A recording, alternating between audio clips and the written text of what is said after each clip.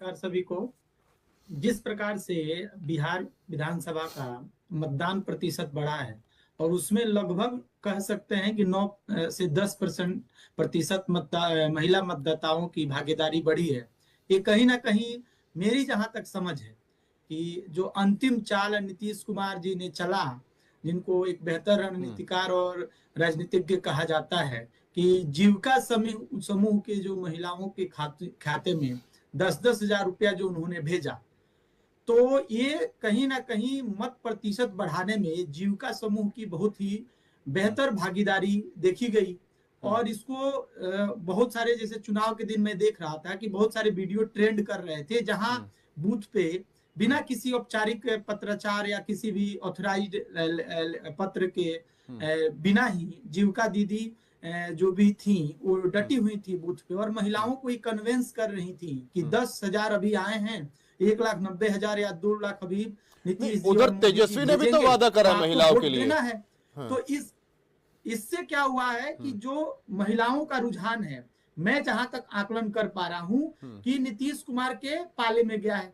रही अच्छा। बात आरजेडी की और अन्य जो दलों की, जिसने जैसे आरजेडी ने दावा किया कि हमारी सरकार आएगी तो माई बहन योजना के माध्यम से हम आपको एक अलग से पैसे पर मंथ देंगे, उसके बाद आपका बिजली बिल माफ कर देंगे। तो ये सब जो काम उन्होंने अपने घोषणा पत्र और दावों में करने की भविष्य में जो बात की थी, उसको वर्तमान सरकार ने ही कर दिया। तो इससे और महिलाओं का रुझान बढ़ गया। दूसरी चीज कि नीतीश कुमार ने महिलाओं के लिए बहुत ही बेहतर कार्य किया है। मैं जहां तक समझ पा रहा हूं कि जैसे जो 2000, अगर मैं बात करूं कि 2010 में, अगर जब 2005 में जब चुनाव हुआ था तो 10 में से 5 महिलाएं ही वोट कर पाती थी। वहीं अभी अगर देखें 2025 में जो चुनाव हुआ है 20 साल में, 10 में से 7 महिलाएं वोट कर रही हैं। तो कहीं ना कहीं नीतीश कुमार का जो दूरदर्शी सोच है, जो